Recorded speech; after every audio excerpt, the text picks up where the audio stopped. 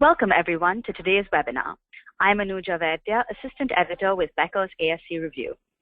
We will begin today's webinar with a presentation and we'll have time at the end of the hour for question and answer sessions.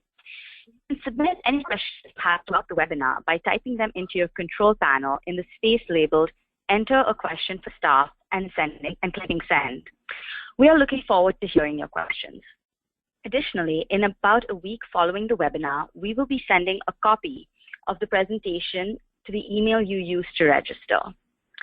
At this time, it is my pleasure to start today's webinar by introducing our presenter. John Bartis is the CEO of CollectRx. Mr. Bartis is a veteran in the field of healthcare services, revenue cycle management, and information technology. As president of Dr. First and executive vice president of Primatics, Mr. Bartis has specialized in providing cost containment services to health insurers and various products and services to hospitals, health systems, and other healthcare providers.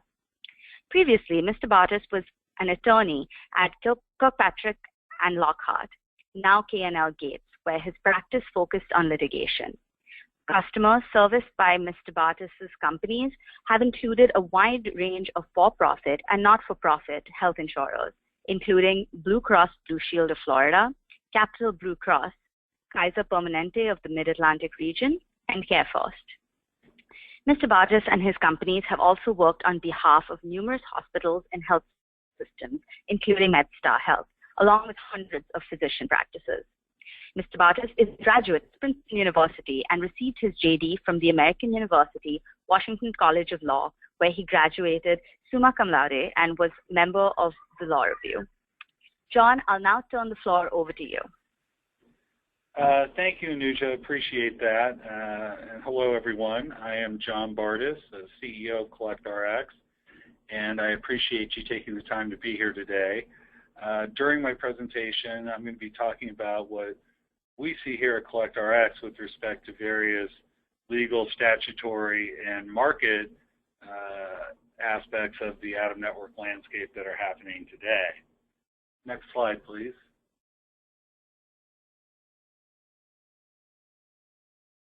So more specifically, I'm going to be talking about narrow networks and their impact on out-of-network care. Talk about the unwelcome surprise and legislative attempts to deal with the issue. Talk about a recent court case of significance for surgery centers. And then I'll talk about third-party rental network agreements, which are a cost containment tool that the payers are using more and more to reduce out-of-network reimbursement. I'll talk about the tactics and strategies used by the payers with respect to out-of-network reimbursements, frankly, they'd probably like you to forget. And I'll wrap up with a few words about the future of out-of-network and the opportunity to maximize out-of-network reimbursements. And one sort of caveat before we get started here is just to be absolutely clear, we're not offering any legal advice here. If you do have any legal issues that you need dealt with, we certainly encourage you to seek legal advice from an attorney, but that's not what we're doing here. What we're trying to do here is to help you understand some of the issues that affect out-of-network and the opportunities therein. Next slide, please. So before diving into these topics, I'm going to spend a minute or two giving you just a very quick summary of our experience and expertise in this area so you understand why we're in a position to address these issues. And despite our name, we're not a collections company. We are not a billing company. We have nothing to do with the pharmaceutical industry. What we do is we help providers get higher reimbursements on out-of-network bills, and we do so not as consultants, but as experts in negotiating increased reimbursement rates on out-of-network bills. Next slide, please. CollectRx is the only company in the country that is focused solely on helping providers get higher reimbursements on their out-of-network bills. We work with over 1,300 customers nationwide. We've been in business for about 10 years. Work with a variety of different types of providers, surgery centers, hospitals, physician groups, labs, dialysis, just to name a few. And there are really sort of two pillars to our success. One is what we call CRIXIS, which stands for CollectRx Information Systems, And that's the proprietary data and analytics tool that we've developed to support us as we go toe-to-toe with the payers. CRCSA does things like help us analyze insurance policies, provides comparable data, and allows us to track the tendencies and trends of the people on the insurance company side. The second pillar is our expertise. We've built a unique team of out-of-network experts who used to work for the insurance companies and their vendors with respect to out-of-network issues. So they're in a unique position to understand how those companies operate, what the soft spots are, and how to get higher payments on out-of-network bills for our customers. Next slide, please. So let me get started by talking about narrow networks and their impact on out-of-network. Next slide, please. So what's a narrow network? A narrow network is an insurance plan limiting the number of participating providers in exchange for a reduced premium. Now, while narrow networks were already on the rise prior to the adoption of the Affordable Care Act, the ACA has accelerated their growth. I've seen reports that approximately 70% of the plans in the ACA insurance exchanges have narrow networks, and that these plans are about approximately 17% cheaper than those with broader networks. Next slide, please. And you know, basically the trade-off here is less choice equals lower premiums. So payers are increasingly offering these narrow networks because of that trade-off. Narrowing the network allows the payer to offer lower premiums, as only less expensive providers are allowed into the network. And the interesting thing is we're not just seeing smaller providers get excluded from narrow networks. Rather, we're seeing major payers and major markets being kept out of the networks. The one big downside, of course, with respect to narrow networks is the lack of choice. But providers that have been excluded from these networks, along with some of the patients, have expressed dissatisfaction on a number of other fronts as well. Next slide, please. As a result, we've seen narrow networks being attacked on various grounds, including dissatisfaction of access to providers, surprise bills, and inadequate provider directory information. Some of the specific ways in which narrow networks are under some attack are allegations of breach of contract. For example, providers in network with some plans but not others have challenged payers' decisions to exclude them under existing contracts. Second, the lack of network adequacy / reasonable access. For example, providers and policyholders have challenged inclusion of narrow network policies on ACA exchanges where reasonable access is required by state law. Third, participation required by state law. For example, the so-called any willing provider state laws that prohibit insurers from denying participation if the out-of-network provider is willing to meet the in-network terms. Four, you have the antitrust violations where you see challenges that are asserting that narrow networks are anti-competitive. And finally, procedural attacks where challengers argue existing and potential members were not given adequate notice concerning network design. Now, it's hard to predict where all of this is going, and it's in very much its early stages. But again, there are a number of grounds on which these narrow networks are being attacked. Next slide, please. So in terms of the impact of narrow networks on out-of-network, it's our view that it will ultimately result in there being more out-of-network care. More than 10 million people have signed up for insurance through the exchanges, and almost all of them were previously uninsured. While the out-of-network benefits are not great with respect to these policies, many times they don't prohibit seeing non-network providers. So in the end, you'll have fewer in-network providers because of the narrow networks and more people with insurance due to the ACA, all of which should lead to additional out-of-network care. Next slide, please. So let me start talking about a related point here, and then I'll tie them together, which is the so-called unwelcome surprise.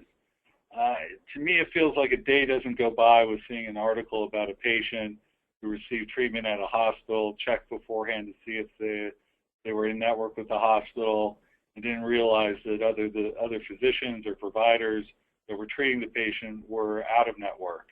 And when they get those medical bills, that's the so-called unwelcome surprise.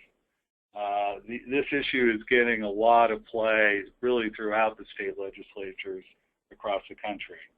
So let me talk about what it is and provide a little bit more detail about what's being done about it. Next slide, please. So what is the purpose of the unwelcome surprise law? So basically to protect patients from large medical bills where the patient could not choose an in-network provider. In other words, the idea is to protect patients from these bills when it really sort of isn't their fault, so to speak. Next slide, please. There are really two separate and distinct situations involving the unwelcome surprise. One is emergency bills. That's a situation where a patient goes to the emergency room of a hospital, literally has no choice of going to an in-network or out-of-network facility because of their condition, and it turns out that the facility and or the other providers are out of network. That's the emergency situation. The second situation is a little more nuanced or subtle, and that's when a patient goes to receive treatment. They check to see whether the facility, for instance, and or their physician is in network, find out that they are, not realizing that there are other services being provided by other providers, i.e. radiology or anesthesia, that might be being provided by providers who are not in network. And again, they received that surprise medical bill that they weren't expecting. Next slide, please. A number of states, I'm just giving a sampling here, have enacted laws to protect patients in the unwelcome surprise scenario. A few that are the more comprehensive are listed here. And one sort of interesting item of note is, while the themes are the same or similar between the states, they definitely are doing different things in this regard. So as an example, the state of New York has one of the most comprehensive legislation on this topic. The bill was called the Emergency Medical Services and Surprise Bill.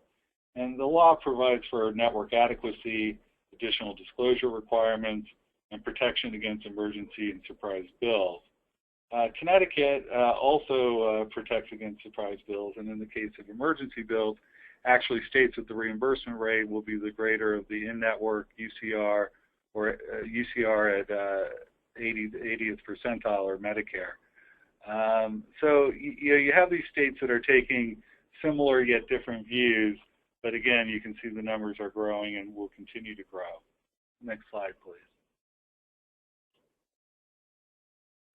So jumping into this, the NAIC has put together a Model Act with respect to the issue surrounding the unwelcome surprise issue. In 1996, they introduced the Managed Care Plan Network Adequacy Model Act as a guideline for regulators regarding the creation and maintenance of networks, including assuring adequacy and accessibility of healthcare services offered under these plans. The Model Act, which now is known as the Health Benefit Plan Network Access and Adequacy Model Act, was updated in 2015, partly in response to what's been happening with respect to the publicity around the unwelcome surprise and narrow networks. And the Act really addresses four core issues related to the surprise bills. One, changes to network adequacy standards. Two, newly added requirements for participating facilities with non-PAR facility-based providers. Three, additional disclosure requirements. And four, added provider directory requirements. So taking from the top one, with respect to the changes to network adequacy standards, they include requiring carriers to maintain a network that's sufficient in numbers and with the appropriate types of providers, requires assuring patients that they have access to emergency services 24/7, and also setting forth criteria to determine whether a network is sufficient, which may include provider to covered person ratio and the geographic accessibility of providers. Again, the second point, requirements for participating facilities with non-PAR facility-based providers. There's a distinction being made between the emergency and the non-emergency situation. So for the non-emergency out-of-network services situation, the facilities are required to, at the time of scheduling a procedure or seeking a prior auth, they have to provide the covered person with written disclosure informing the member that some of the services may be out of network, and specifically the person needs to be informed that they can accept and pay the charges, they can contact the carrier for additional assistance, or rely on other rights available under state or federal law. Now, for emergency care, the non-PAR facility-based provider must include a statement on any bill informing the person that he or she is not responsible for the in-network cost share, but has no obligation to pay the remaining balance. Instead, the patient has three options. Pay the balance, forward the bill to the carrier for additional consideration if the bill is greater than $500, or 3, rely on other available rights. And carriers must establish provider mediation process for payment of these non-PAR bills in accordance with the accepted mediation standards. Third, additional disclosure requirements. Carriers must provide written notice at the time of pre-certification that services may be rendered out of network, and for non-emergency services, facilities must provide written notice within 10 days of an appointment or at the time of the non-emergency admission confirming that the facility with the participating provider, and informing the member that a healthcare professional who may provide services may not be in network. And then finally, with respect to the provider directories, the carriers have to post electronically a current and accurate provider directory for each of its network plans. Needs to provide the ability for the member to, the patient to communicate errors in that directory. There must be a search function. It must be updated monthly, a variety of different requirements around those provider directories, which again are one of the things that people have been complaining about. So I know that was a long slide. There was a lot of information to cover there, but it gives you a feel for what's happening out there. Next slide, please. So this is sort of a summary of some of the key points that I just made, sort of the key provisions in state statutes. You know, the topics that are sort of the hot topics you should think about as you're looking at these laws. You know, does it cover both the emergency and non-emergency situation? Whether the payer may limit coverage or subject the member to additional administrative burdens like prior auth, the method of reimbursement on out-of-network bills, the method for resolving disputes on out-of-network bills, whether balanced billing is permitted, whether they provide for added notice or disclosure requirements, and whether payments or other issues may be resolved based on a specific database or types of database. Next slide, please. So, this, you know, again, to the point I was making before, this is a moving target, and changes are happening all the time with respect to these issues. Next slide here. So, a final note here with respect to what we're seeing on narrow networks. The big issue that I want to talk about on this slide actually is the intractable conflict between narrow networks and unwelcome surprise laws. Both can sound good sort of independently, but how they work together is unclear. If you're a proponent of narrow networks, what happens there? Well, you have more providers that end up being out of network. And because you have more providers that are out of network, there's more of a chance of suffering from the unwelcome surprise. The providers can't get in the network. They treat the patient in an emergency or non-emergency situation. and you have the unwelcome surprise when they get that surprise medical bill. On the other hand, if you're a proponent of protecting patients from the unwelcome surprise, well, what happens there? Well, you need more doctors.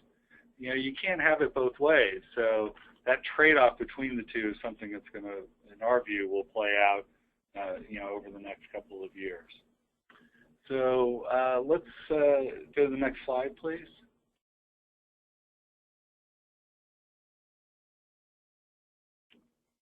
Okay, so let me switch gears here now and discuss a recent court case that involved the surgical hospital and its dispute with Cigna on billing issues. The suit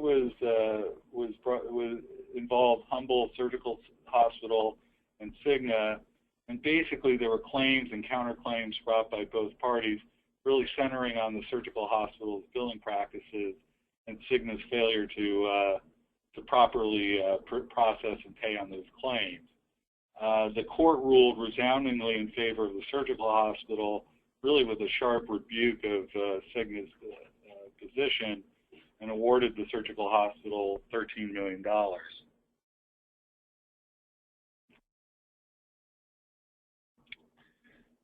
Next slide, please. So in terms of the type of case, this was in terms of the trial court, it was a judge.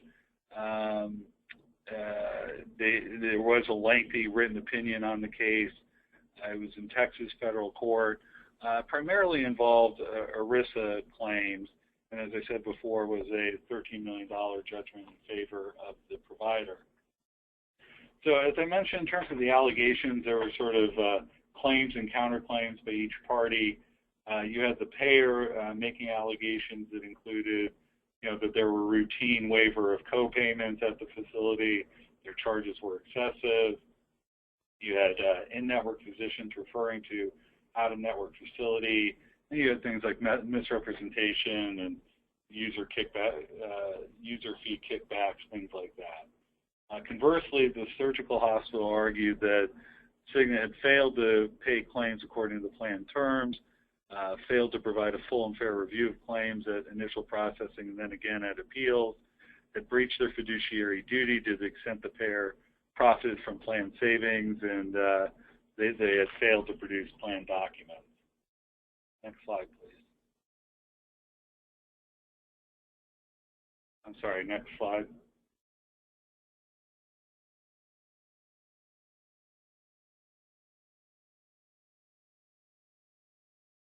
Next slide. We're on the allegation slide, if that is correct. Yeah, I want to be on the next slide, then, please. There we go. Okay, so here are some of the key factual findings by the court. They found that the charges had been set by a third-party vendor based on UCR and Genix database, and that it was comparable to the charges of other hospitals in the area. The evidence also suggested similarly that the database was the same that was used at other hospitals in the area to set their charges. There had been no evidence that the charges increased to pay improper sums to referring physicians. No allegations that the surgical hospital based any ownership decisions on volume of cases, and there was no allegation that the surgical hospital encouraged or referred referrals based on benefits. It also found that the surgical hospital discharged patient responsibility in individual cases and had a stated policy to hold members responsible for their share. Next slide, please. In terms of favorability on the laws, and I mean favorable, of course, to the surgical hospital, surgical hospitals showed that the payer had disregarded plans concerning the method of reimbursement, that they had essentially switched the method of payment, applying an alternative reimbursement method that had not been disclosed to employees or employers or their members.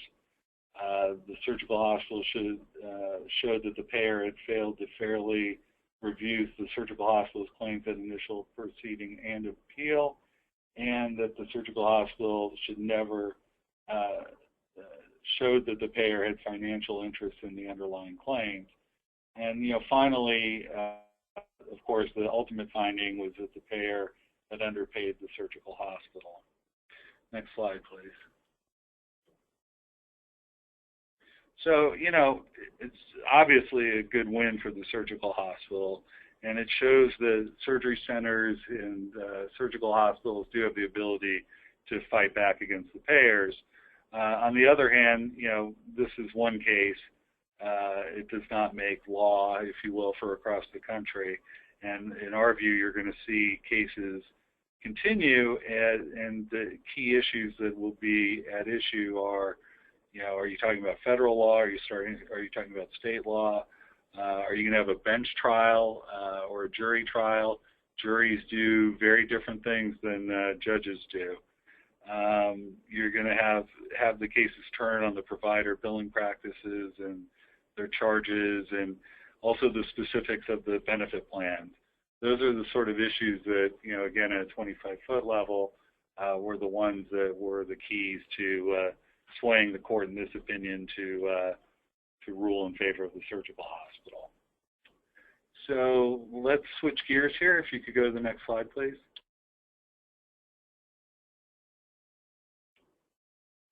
Okay, so now I'm going to talk about a tactic being used increasingly by the insurance companies to reduce out-of-network reimbursements, the so-called third-party rental network agreements and or silent PPOs, as well as sort of a cousin to those agreements called continuous discount agreements. Next slide, please. So what is a third-party rental network agreement? Well, a third-party rental network agreement, it's an agreement that is signed not with an individual payer, but with a third party that contracts with a lot of payers. You can think of them as a middleman of sort, bringing together payers and providers to participate in contracts that often are not favorable from a provider perspective for a number of reasons. Moreover, they're often offered to other payers and networks that the provider doesn't even know about, the so-called silent PPO. And, you know, from a provider perspective, they sound pretty easy, right? I mean, you can sign one contract and in effect be contracted with a lot of different payers and networks. But there are a lot of problems associated with these agreements. I'm going to dig into them in more detail. Next slide, please. So it's, next slide, please.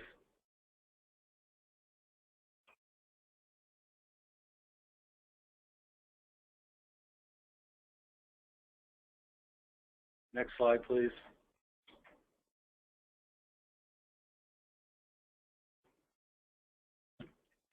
We are on the key issues to consider slide. Yeah, we actually should be on the previous slide. I think it skipped ahead. There we go. So it's important at a starting point to understand who the customer is here. You know, who do these middlemen serve at the end of the day? And the reality is it's not the patient, it's not the provider, it's the insurance companies. I encourage you to go look on the websites of these companies to see. But, you know, basically they're described as cost containment initiatives for the payers. And you got to think about it. If the costs are being saved by the payers, who's bearing the brunt of that? Well, the answer is the provider. Next slide, please. So, you know, while these agreements may sound attractive because they are easy to implement, there are a lot of issues pertaining to them that need to be evaluated, whether you're considering whether to stay in such an agreement or whether to enter into such an agreement. First point here I'll talk about is patient steerage. And I'll contrast these third-party rental network agreements with traditional managed care contracts. When you're talking about traditional managed care contracts, at its core, they're basically volume discount arrangements. You agree as the provider that you'll accept the lower payment, and in return, the insurance company is going to steer patients to your facility. Here, when you're talking about these third-party rental network agreements, you have the discount, but you don't have the steerage part of it. So you can't assume you're going to see any more patients as a result of being part of these agreements. The second point is, does the provider even know that they've entered into such agreements? I can tell you that literally almost every day when we take on a new customer, we find a customer who has entered into these agreements that didn't realize that they had done so. They were signed by an administrator 5 years ago who's no longer with the facility, and because EOBs, as I'll discuss a little bit later, are so hard to decipher, didn't realize that they had the contract in place. So one of the things that we end up doing is helping our customers get their contract straight when we start working with them. The next point is whether the payer is required to use a contract, and the answer to that is no. And it's due to several different reasons. One is, first of all, they typically don't have one of these contracts. They have a web of these agreements, and they run the claims through the web, and they choose the best one.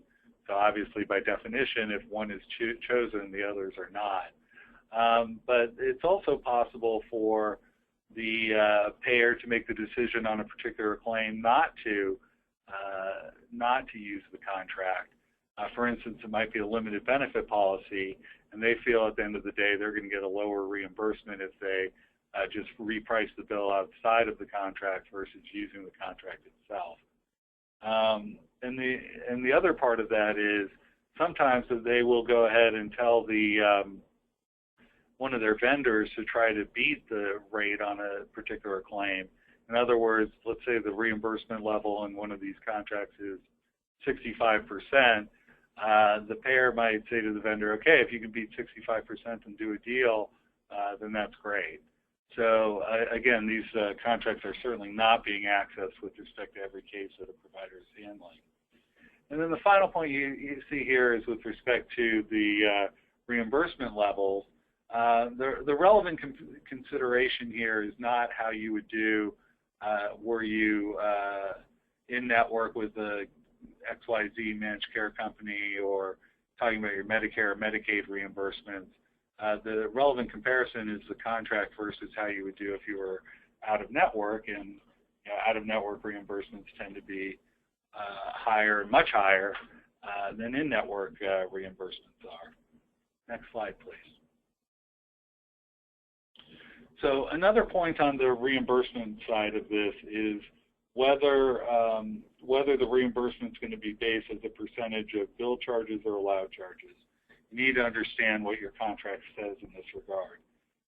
Some people don't realize, some providers don't realize that the reimbursement levels are based at a percentage of the allowed charges, not the bill charges. This means that the payers take a cut to arrive at the allowed amount, then apply the discount to that lowered amount. So let's suppose you have a case where, let me try to illustrate this by saying you have a case of $10,000 in bill charges, and you have an agreement that says that they're reimbursing at 70% of allowed charges. The payer then determines that the allowed charges are 60% of bill charges, which is $6,000. Then, as I said before, the discounted rate of the contract, 70%, is applied. So 70% of $6,000 is $4,200. So in other words, sort of simplify it, you have a contract that says 70%, you're thinking you're going to get paid $7,000, where in reality, under that contract, you might be getting paid $4,200, obviously significantly less. Next slide, please.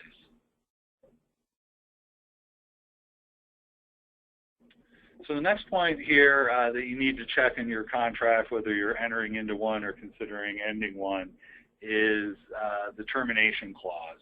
A lot of the time, these contracts run for 1-year periods with automatic renewals, which are called evergreen clauses. That's fine. The issue becomes the notice period that you have to give notice to terminate a given contract. A lot of these contracts have a 180-day termination period. So that means that you have to terminate at least 180 days prior to the anniversary date of the contract. So let's suppose that you entered into a contract on July 1, 2015, and 9 months later, in April 2016, you decide to cancel it. Well, if you give your notice of termination at that point, it's less than 180 days from the anniversary date. So the termination would not be effective July 1, 2016. It would be July 1, 2017, which is 15 months after you made the decision you wanted to leave the contract. Obviously, a very sort of onerous provision. Next slide, please.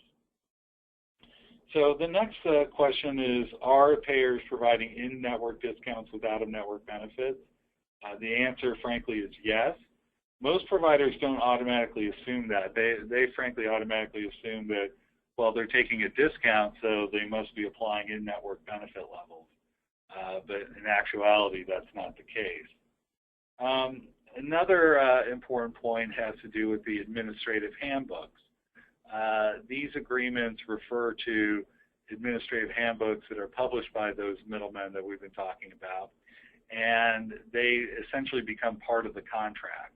And I can tell you, I talked to very few providers that would read an administrative handbook prior to entering into the contract and then keeping up with reading it after they entered into the contract. And that's where things like multiple claim edits or multiple procedure reductions often get handled. You might have a contract that is with respect to multiple procedure reductions in the main body, but not realizing that in the administrative handbook it lays out how those claims are going to be reimbursed, and that's what the payers are going to follow. So, the bottom line, again, if you're in one of these contracts, you should be thinking about it. If you're not, you should certainly do an evaluation of these types of topics. Really read your proposed contract carefully, that you understand the position with respect to all of these issues that I just went through. Next slide, please. Okay. So let me sort of turn the page here to a cousin of the third-party rental network agreement, which is the so-called continuous discount agreement. And it's very similar, although it does vary in a couple of very important respects. So the way this comes about is you're negotiating a single case rate agreement with one of the vendors that we've been talking about. And there's a checkbox on those agreements. And next to the checkbox, it says something to the effect of, by signing here, you agree to accept this level of reimbursement going forward. And the checkbox gets marked, and that's how your claims start getting processed. And again, a lot of the providers that we work with, these were signed by business office managers who have long since left the facility. No one knows that these contracts are in place, and that's how their claims are being reimbursed. The good news about the continuous discount agreements as opposed to the third-party rental network agreements is that they're relatively easy to cancel. Typically, they'll have a 30-day cancellation clause for you to exercise. So next slide, please. So let me talk about the, I don't know if it's a fifth topic here, which is what the payers don't want you to know with respect to out-of-network reimbursement. Talk about some of the tactics and strategies that they undertake and what you can do about it. Next slide, please. So I'll start by talking about how out-of-network bills are processed, and it's a key to understanding how this all works. It starts with the provider generating the out-of-network bill. It goes to the insurance company, who then farms it out to one of their vendors that we've been talking about. And then it'll be either subject to negotiation, i.e. those single case rate agreements I've been talking about, or it'll be repriced. How that decision is made is not known to a lot of providers, and the key to that decision, frankly, is employer preference. When an insurance company sells to an employer group, the employer group has the ability to dial up or down the out-of-network benefits. And there's a basic trade-off here, a trade-off between patient discontent and the payment of premiums. The higher the premiums, the lower the discontent. The lower the premiums, the greater the discontent. So these dials, if you will, that they use with respect to out-of-network benefits include whether or not to negotiate, whether or not to hold tight, what's called stand on data, knowing, establishing if a call is made, how the insurance company should deal with that call, things of that nature. And whatever the decision is with respect to the employer, there's supporting data that supports that position. So the key here again is the employer preference. Next slide, please. In that context, the payers then look to control costs. The insurance companies, they outsource the implementation of bill minimization tactics, the companies that specialize in helping payers reduce payments to providers, doing so either through the negotiation service or the repricing service. I'm sure you've heard of these companies, MultiPlan, Viant, GCS, et cetera. Collectively, we refer to those companies as vendors here at CollectRx, and basically these vendors, they help the payers control costs in this capacity. The goal is to maximize the discount, i.e. pay the lowest possible amount to the provider. And the reason, that's how these vendors make their money. They're basically compensated on a success-based commission basis, and the greater the discount, the higher the commission. Next slide, please. Over the past 10 years we've been in business, we've gone up against over 800 companies that assist payers with reducing out-of-network reimbursements to providers using these bill minimization tactics. The numbers constantly changing. I can tell you, in the last 3 months, we've gone up against 15 plus new companies in this regard. And these vendors, they are costing providers literally billions of dollars a year.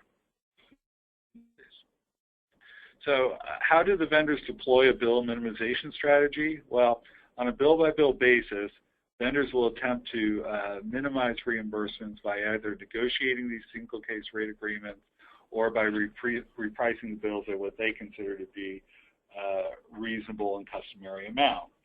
Next slide, please. So the vendors that work for the insurance companies doing this, they're getting 10 million plus out-of-network bills each year. They employ senior professionals with deep expertise in understanding how these organizations operate.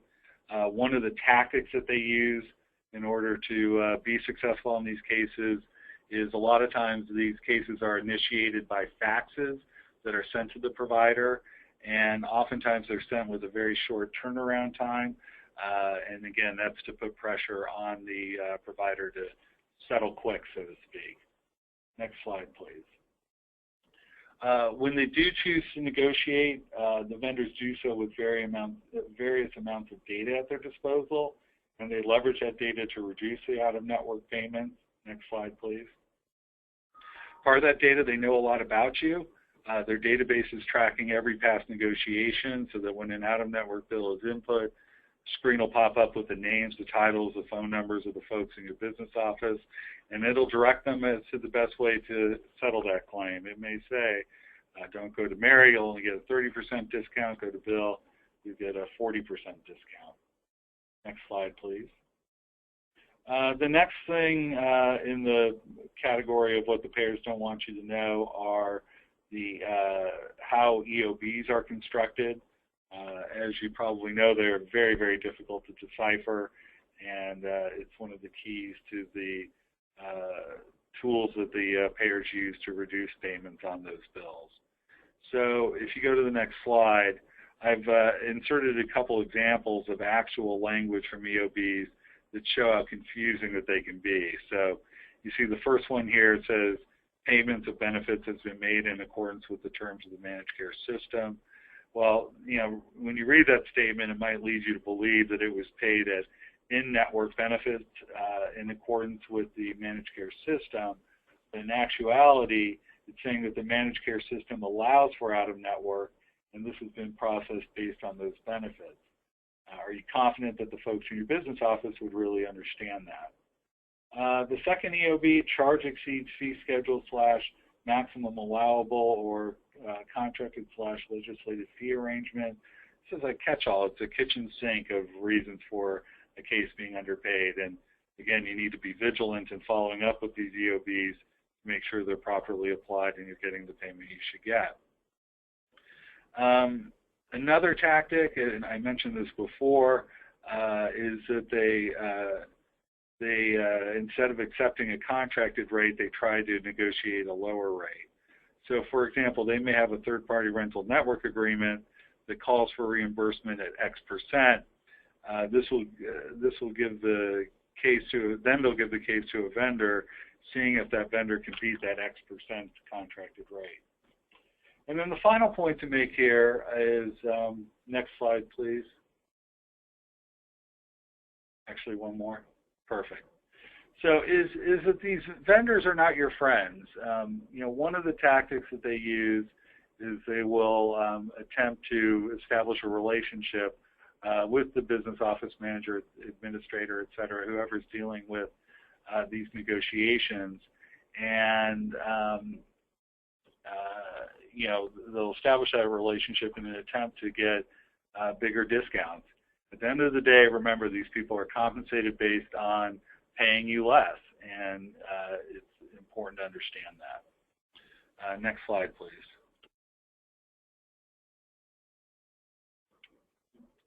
So let me wrap up here with a few words about the future of out-of-network. I'm asked about this issue quite often, and I'm going to try to answer it a little bit differently today. Next slide, please. I think I'm asked that question so much because of the statement on this slide. Out-of-network reimbursements tend to be higher, and oftentimes they're significantly higher than in-network reimbursements. I'm not saying it's all the time. It's not always, not necessarily in every geography, not necessarily with every payer, but generally speaking, the reimbursements tend to be higher. The key is you have to be in a position to take advantage of the opportunity. When I go to conferences and trade shows talking about the future viability of out-of-network, as you might guess, I'm very positive on the future. And I generally cite facts about the size of the market, the fact that patients want to have the choice of provider and are willing to pay for it, frankly, and also cite some of the arguments I was making or points I was making with respect to the ACA and narrow networks earlier. But let me take it from a different perspective, which is to look at our results here at CollectRx dealing with hundreds of surgery centers. This year alone, we're on record pace. We're going to have over $1 billion in out-of-network bills from our clients who are seeking higher reimbursements. And they typically measure those higher reimbursements by allowed amounts, allowed as a percentage of, allowables as a percentage of billed charges. And looking at our data, the average initial allowable was raised by 32 percentage points this year. Again, that's 32 percentage points. There's simply no way for you to increase reimbursements like that in any other method. Our clients see this increased allowed outcomes as quite favorable, and certainly favorable as compared to the allowed, their managed care reimbursements, Medicare reimbursements, et cetera. So, at the end of the day, let's face it, as you're looking at the landscape today, there aren't many opportunities to improve reimbursement rates. Your in-network contracts are what they are, and there's limited, if any, opportunity to increase those rates. And with respect to Medicare and Medicaid reimbursement rates, there's literally no opportunity there. But by leveraging out-of-network, being good at it, there's a great opportunity there for you to generate more money and improve the bottom line. Next slide, please.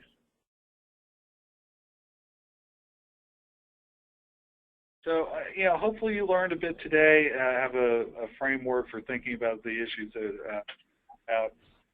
again, in our view, when done right, proper out-of-network reimbursement management is the only way that you can really improve financial performance. Thank you for your time, and it looks like we have time for a couple questions. Anusha? Yes, thank you, John, for that fantastic presentation. We'll begin today's answer session. Please submit any questions you have by typing them into your control panel in the space labeled Enter a Question for Staff and clicking Send.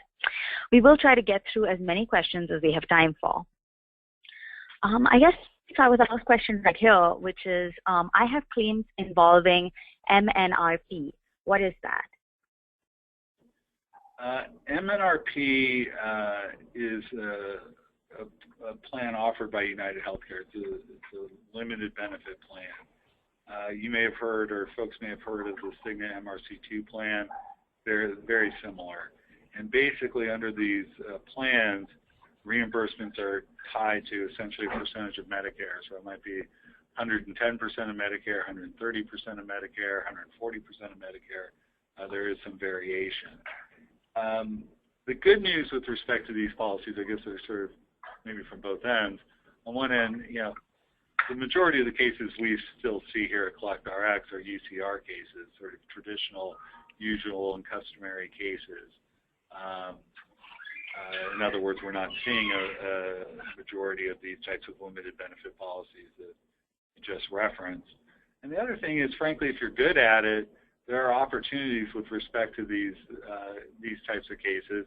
Might not be as good as the traditional UCR, but there are opportunities to increase the reimbursements there. Great, thank you for clarifying that. Question, what are the ID card requirements in terms of a logo identified for the typical third-party network?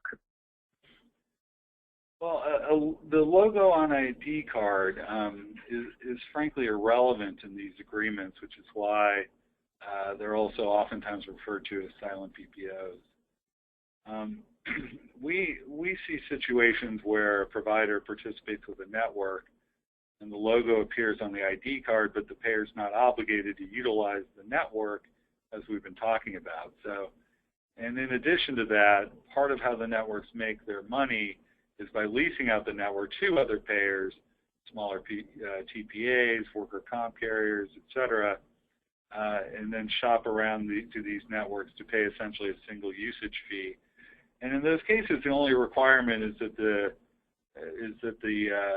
they note the usage of the network on the EOB. That's all they have to do. Okay, great. That's very informative. I can identify if I'm included in a narrow network. I'm sorry, Anuja, I couldn't hear the first part of the question. Oh, I'm sorry. The question is, what is the best way that I can identify if I'm included in a narrow network? Typically, there are provisions within your contract that will specify this. Given the age of many of the contracts, a lot of times in those instances, it'll be part of an addendum that's been added to the contract. If you have that question, it's probably best to check with your legal team or your account representative at the payer/network to inquire about your status. Okay, got it. Okay, great. So our next question is, you talked about employers setting their preferences, but then the focus is really on the payer effort. Payers need to administer employer selection. I apologize, I lost you. Oh, I'm so sorry. I'll repeat. You talked about employers setting their preferences, and the focus is really on the payer efforts to minimize reimbursement. Don't the payers need to administer it per the employer selection? Well, as we were talking about before, the employer is going to set the high-level general parameters of how they want the plan to be administered. And those selections are what ultimately drive the premiums that are being set. Once those premiums are set, though, the employers are typically, out of the day-to-day administration of the plans. It's really the payer that's highly incentivized to utilize cost containment tools at their disposal to drive down the reimbursements and increase their profits. As we've been talking about, these payers are very large companies. They hire outside vendors, subject matter experts that handle this for them.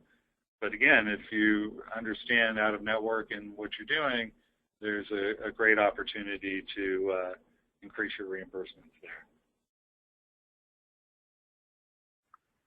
Okay, that's fantastic. So it looks like we have time for one more question.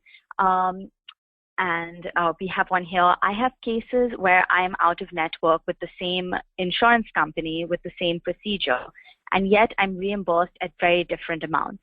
How can that be? Well, you know, as we've been talking about, ultimately at the end of the day, it's not the insurance company that's driving that determination on a given bill. It's really controlled at the employer level and really at the group level. They determine the benefits. They also control the technology used to determine reasonable and customary amounts. On occasion, however, there may be a difference even within the same group, which is why you need to be vigilant reading those EOBs. Great, thank you for pointing that out. And with that, that is all the time we have for today. I want to thank John for his excellent presentation and to our audience for participating today. Enjoy the rest of your day, and we look forward to having you join us for future webinars.